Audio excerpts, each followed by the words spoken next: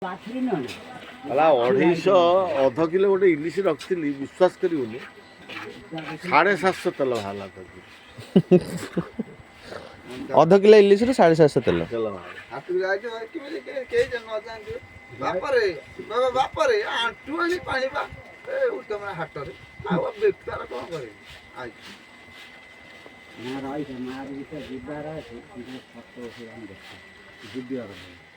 phone ଉଠିବ ନା ମୁଁ ଆଉ ଦେଖିନି ତା ଘର ନା ନା ବା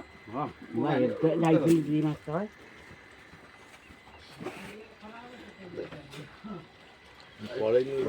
ନା ବନା ହବ ତା ପୁଅ ସାଙ୍ଗରେ ଫୋନ କରିଦେବି ନଗେଇଦେବି ପଇସା କେତେ ଭଡ଼ା ନବ ତୁ କଥାବାର୍ତ୍ତା ଚିହ୍ନା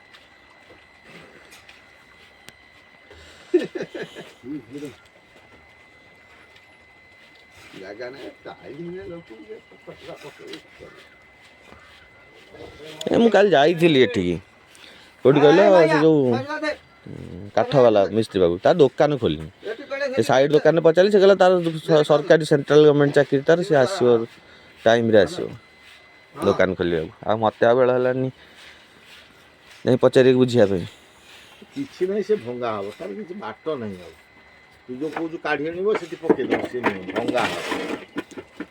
ତିଆରି ହେଇଛି ଭଙ୍ଗା ଯିବ ଭଙ୍ଗା ହବ ଘର ଭିତରେ ସେଇ ଘର ଭିତରେ ଯୋଉଟା ଅଛି ସେଟା ଖୋଲା ଅଠା ଦିଆହେଇଛି ସେଟା କ'ଣ ହବ ଅଠା ବାହାରିବ ତା ସ୍କ୍ରୁ ଫ୍ରୁ ତ ନାହିଁ ଖାଲି ଅଠା କାଲି ଜଣଙ୍କର ପଲଙ୍ଗ ଉଠେଇ ଯାଇ ଅଠା ଦେଇକି ଆଗେ ସେଟ୍ କଲେ ତାପରେ ଇଏ ଲଗେଇଦେବେ ଜାଣିଲ କାଲି ସୋଫା 3ଟା ଆଉ ଗଡରେଜ ଗୋଟେ ଫ୍ରିଜ ଗୋଟେ ଉଠେଇଲି ହୁଣ୍ଡା ଫୁଣ୍ଡା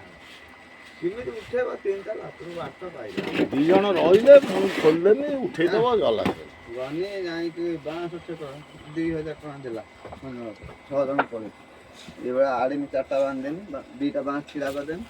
ଗଡ଼ରେ ଥରେ ସବୁ ପଲଙ୍ଗ ବାନ୍ଧିଦେନି ରସି ମୋଟା ରସି ନେଇଗଲି ତାକୁ ଡାକି ଗଲା ରେଷ୍ଟ ନେବି ଆଉ ମୁଁ ଧାନ ତୋଳିବି ରେଷ୍ଟ କ'ଣ ନେବି ଧାନ ତୋଳିକି 6 ବସ୍ତା ଖାଲି ରେଷ୍ଟ ଆରେ ବାଃ ରେଷ୍ଟ ନେବି 3 3 ତାର ଆଣି ସାରିଲା ପରେ